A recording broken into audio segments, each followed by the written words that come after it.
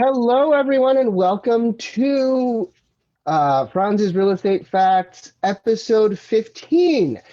I guess if this show were a teenager, it would almost be able to drive. Kind of being like, this is the car I want. Um, so this is actually really exciting. Thank you to everybody who has viewed the show and commented or talked about it. Um, and so today I am here with Julie Hegeman, who is the owner of a cleaner space. And I have to say, your space is lovely. It looks beautiful. And whoever can like have a space like that and make it beautiful like that, I feel is a person that I would like to beautify my space as well. So, Happen. It can happen. I got yes. So what I thought we would talk about, I talked, I think 2 episodes ago, I talked to Lindsay Curtis and she talked about moving and declutter and oh, get rid of these things and of course, yeah, people say that and they're like, yeah, you should get rid of your stuff or you should declutter, but nobody really takes the time to really say how you should do that.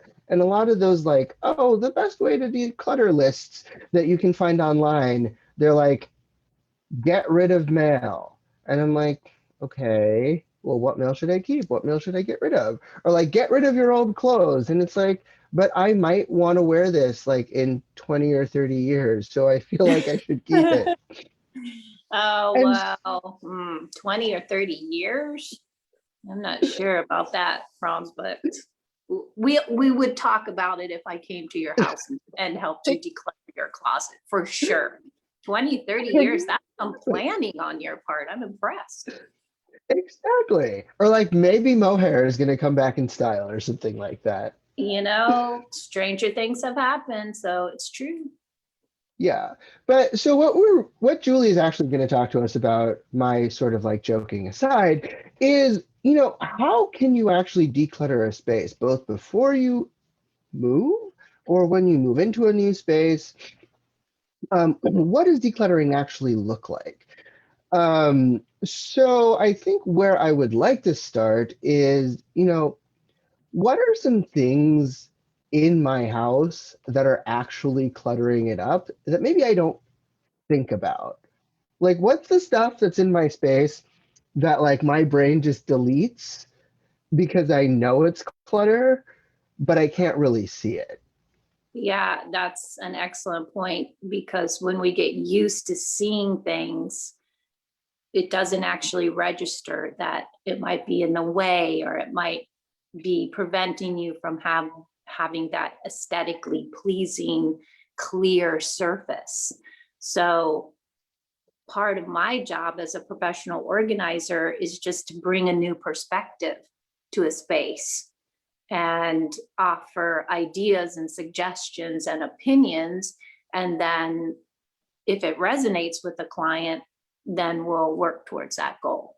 So I have a great idea, Franz, for a future episode is you just go with the camera through your house and then I'll tell you, hey, there's a pile of paper there that could probably be organized, decluttered, and then filed. I'm kidding, but that would be a fun way to actively show how decluttering can work. Right. So you mentioned a pile of papers. So that's definitely like are piles of papers just stuff that people often have in their homes that are just Yeah, cluttering and they're just like, there's a this few isn't here. universals Hmm. when I go to clients' homes. Paperwork is right up there. Random boxes of wires, either in a drawer, bags in the corner of the office, but that seems to be a universal thing where people just cannot get rid of their cords because it might go to something. They don't know what it goes to, but they don't want to let go of it. So there's a few universal things like that. And paperwork is It's just part of our lives. It comes into our homes every single day, and it's tedious, it's taxing, it's boring to declutter, but it will overtake your life if you don't get on top of it. So yeah, there's a few tricks to getting those paper piles down, but it all involves you doing some work and just making some time to go through it. Yep. Excellent. That's actually a really helpful tip because oh, I not only hear, or I not only resonate with the paperwork, because I definitely, like, if I look over there, there's piles of papers. But like if I open my desk drawer, there is one drawer that I've just like dedicated to wires, right? I don't know what this goes to. Let's just throw it in here. And now it's kind of starts, it lives there. And for me, it seems like it lives there. And because it lives there, it has like more children. Like they just multiply. Oh, I'm convinced that stuff like that multiplies in the middle of the night. Yes, absolutely. It's like I'm joking I aside, I but it can yeah, accumulate like so quickly.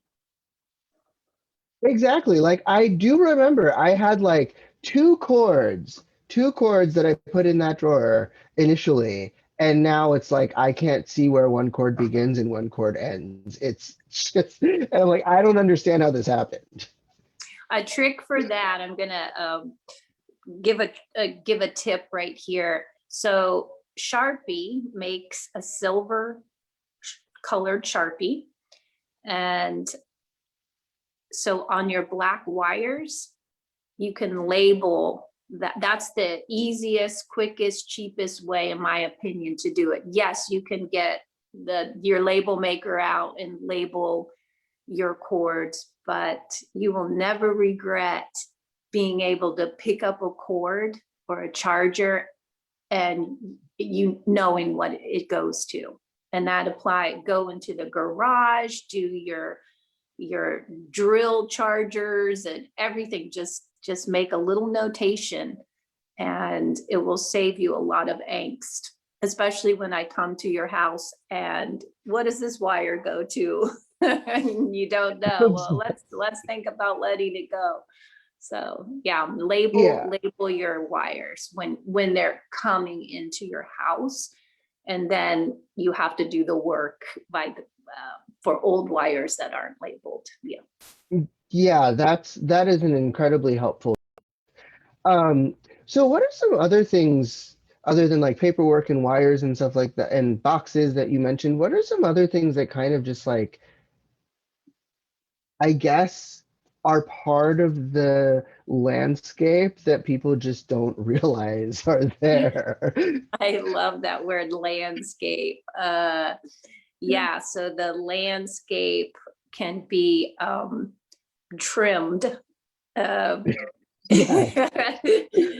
and I love the word cull, cull, and it just you just pick the best of whatever it is, whatever category you put things in, and we can go through our whole house and find duplicates, for example, or tools that the kitchen is a great example, like the avocado, um, it's like a fork and it makes Hmm. the cuts in an avocado.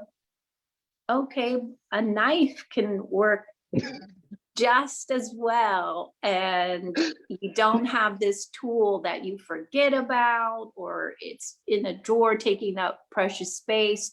So look for duplicates, things that can have multi-function. That goes for your garage, office, and kitchen. And just let things that are so specialized, let those things go. Let's see, if you have children, lots of times they have way too many toys that you could probably cull, and they outgrow them too. Or maybe you're expecting more children and it makes sense to keep those toys, but maybe not out, maybe in a bin in the garage labeled future kid toys, or the age appropriateness of those toys. And then they're not taking up space in your living room. They're not needing to be put away because they're not out. Kids' clothes, again, the same thing. They grow out of them. And maybe you're done having kids, they could go live with somebody else in another home. Or if you're having The clothes, not the children. well, that depends on the kid, I guess, but Yeah. seriously, yes, the clothes.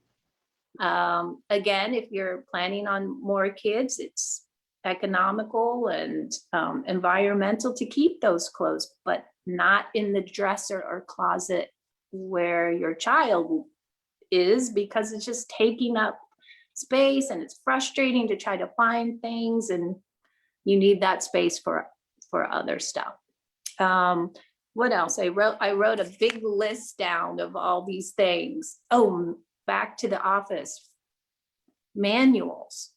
It's something people feel they need to hang on to. Manuals for appliances, for the toaster, for the phone. I mean, the waffle maker. I am confident that you know how to plug in the waffle maker, pour the batter on, and make a waffle. But it's surprising how many manuals people keep. And maybe you're thinking, well, that doesn't take up much room. Oh, it can be a big stack, and then where do you can have them in the filing cabinet, or they're in a drawer, and they just, anyway, that's something that is easily culled. You can go online and look up how to make your waffles if you really need some help making waffles. I mean, the exception is probably big appliances that have manuals that go to the next owner. But you can probably speak to that. Is that really useful for the next owner to have a manual for their refrigerator? Really depends on. So here's what I'm going to say. Personally, I do, and now as you're talking about it, I too am the person who like keeps the manuals for the, maybe not the waffle iron, but I'm definitely the person who does that. But let me tell you, when I need to figure out how to do something, this is the number of times I have gone to look at the manual. I believe it. You go online, right? I go on Google and I'm like, this appliance, how do you make it do this thing? And then magically there are like hundreds of thousands of responses on how to do that. And the manual is really not necessary.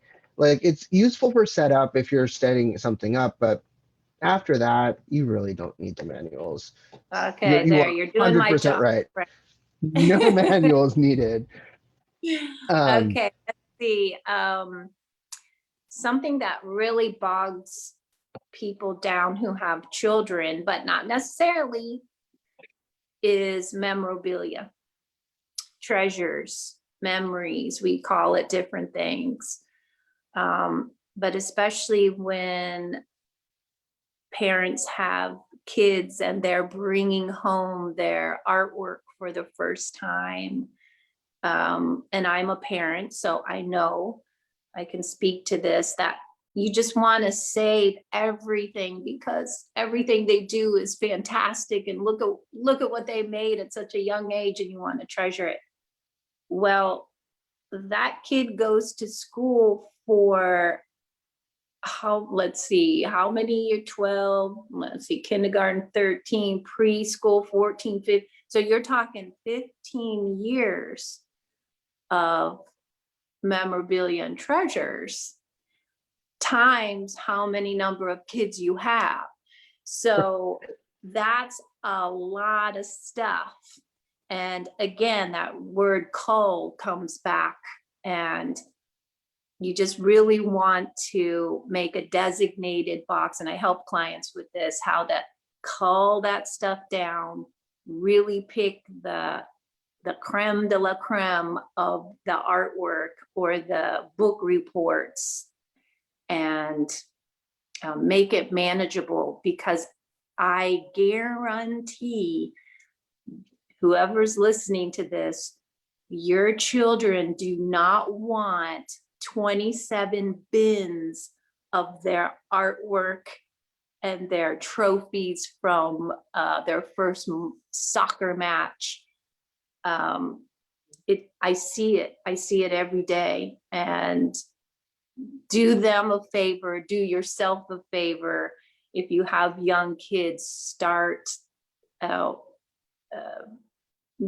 not weaning, I guess it's not the right word, but just culling it down, decluttering it, so that when the time comes that your kids see these that open their treasure box, that it's really manageable and they truly are treasures, not just everything they made. But that's a tough one, even for adults. Like I've got grandma's stuff. What do I do with it? I can't throw it away. But you can pick the very best things, and then let grandma's things live in someone else's home. They'll treasure it too. They might not know the history, but it's a good thing to give things away and let others enjoy what you have. Yeah, and definitely for me, I like photos. So, I have a camera phone. I also have like a real, a nice DSLR camera.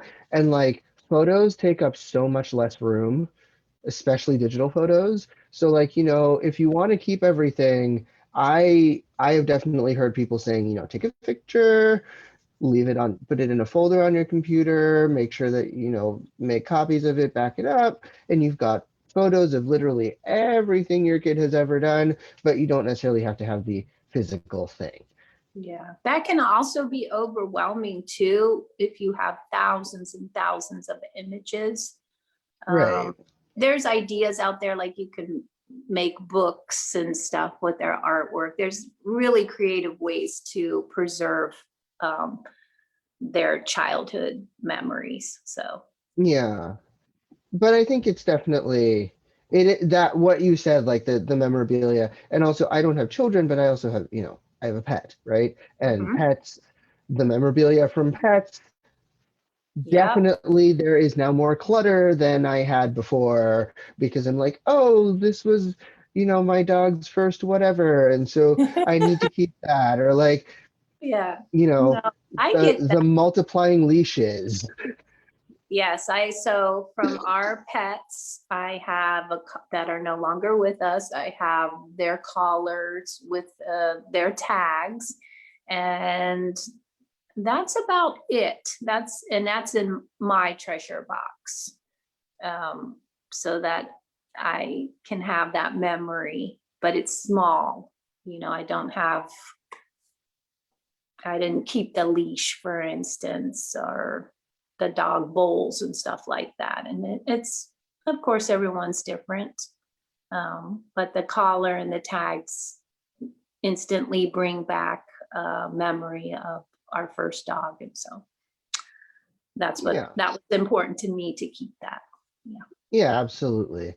Um, yeah, so I mean, what I'm definitely hearing is like it's a personal process, but it's also, there are some practical things about just like, the manuals, probably not a bunch of memories living in the manuals. You can those maybe you can get rid of, and, figuring out how to pare things down. I guess my sort of final question is, when somebody's looking, whether they're looking at a house or they're looking for a place to live or whatever, like, do you have a sense of like how much storage space people really need? Because I've lived on the East Coast and I've lived on the West Coast, and I can tell you that for some reason, East Coast houses have way more storage than West Coast houses, Well, because they have basements. and also more closets. Like, I had an apartment when I was in college, it was a two-bedroom apartment, and there were I think 6 pretty big full-size closets in the apartment.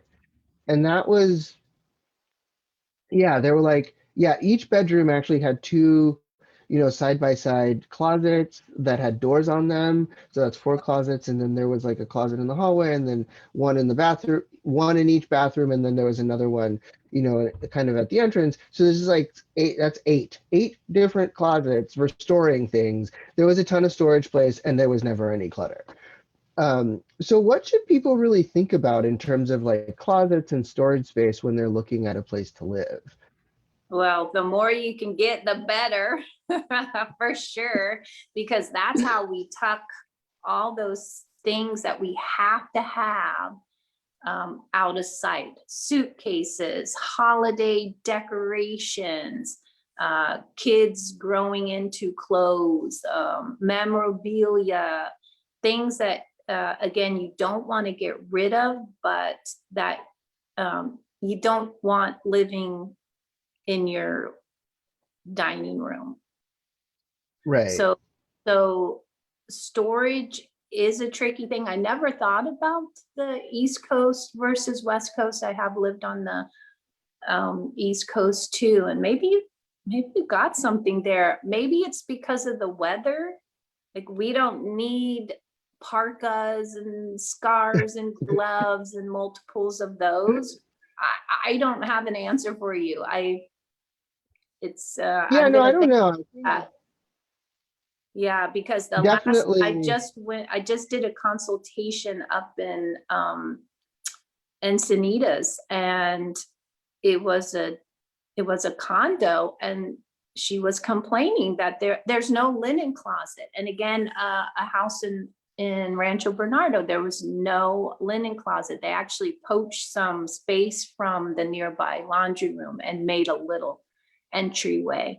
But those houses were built in the 50s and one in the 60s. So yeah, that's a good point. I had never thought about that before.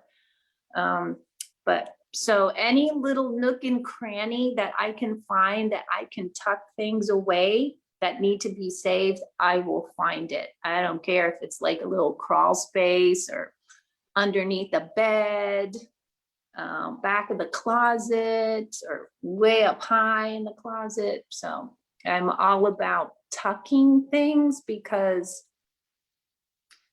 that's what gives you a visual, aesthetically pleasing space, is to have those items, but not out. And Right. that will bring you to a cleaner space. Yeah, definitely. Well, I think that's super helpful. And I don't know why the East Coast has more storage space, but when I've lived on the East Coast, I've always had just more storage space than I've ever Hmm. had on the West Coast. It's just Wow, that's pretty interesting. universal. Okay. Um, Yeah. but I definitely think, as you mentioned, like a linen closet is super helpful. I think every bedroom needs to have a closet, decent sized closet. And, probably, I don't know what other closets are necessary, but I think that that is something that people really need to think about when they're moving into spaces Yeah. is closets, right? Because it's just something that I notice when I'm showing clients houses, like they don't necessarily, a lot of times they're looking at the space and they're like, oh, I like the layout of this thing, or I like the layout of these things, but they're not thinking about closets. And it's like you don't realize that you need closets until you move in. Well, closets weren't really a thing. I did a post on my Facebook and Instagram account on closets. They weren't a thing until the turn of the last century. Houses weren't built with closets. They used trunks and armoires and things like that. And I think they still do in Mm, Europe. So it was a relatively new concept to have. I think it was New York. They had a swanky apartment building, and they had closets, which were teeny tiny. I mean, they were only a couple of feet apart, but it was a big deal. I mean, people bought these things. It was advertised that it had a closet. I'm not even sure they called it a closet, but that was a big thing. And now look at, we have closets the size of huge bedrooms Rooms. now. Yeah, but it Yeah. is an issue, storage, and trying to find adequate storage. And from my perspective, it if you don't have the storage, you have to get your belongings down to just what you need, use, and love, and let go of everything else, or they'll take over your home, and you won't have that inviting, calming space that so many people strive for. Awesome. Well, I want to thank you so much for being here, So, and talking to us a little bit about, cleaning space. I will, after this, go and, look through the kitchen and see what manuals do I have, because I know I have manuals, because I have a bunch of I definitely have a bunch of kitchen appliances, and all of those appliances came with manuals, and those manuals are now living in my kitchen drawers. So that is definitely going to be uh, culled, rehomed, to the so recycle that I bin, do. hope. Yes, to make paper that might be more useful. I love it. Um, yeah. So thank you so much. And my last question is, how can people get a hold of you? So there's a couple different ways. They can call me or text me. They can go to my website, which is acleanerspace.com. I'm sorry, it's a cleaner space SD for San Diego.com. I'm on Facebook and Instagram if you want to see my work. I just post basically before and after pictures or reels of a makeover transformation. So they can go to at a cleaner space SD. And I think they can ask you. Yes, definitely. They can ask me. Well, Julie, I really want to thank you so much for being with us. You gave us some really great information, and also I think it will be, really helpful when I'm working with clients and showing them houses, just helping them remember closets. You need closets, you need storage space. If you've got a lot of stuff, you need to figure out a place to put it, and that is really important. Um, it is really important in the real estate world, is just figuring out, how do Before I, you move, do a thorough declutter. You right. won't regret it, because you're gonna pay either for people to pack up stuff, or if you're doing it yourself, you're gonna pay for boxes, and your back is gonna hurt lifting all that stuff. So just start early and start purging, and you won't regret it. Yes. Well, thank you so much, Julie. I really appreciate your being with us. And next week, I will have another guest talking about some really fun and interesting real estate fact. All Bye right. Thanks for bye. having me. Bye. Bye.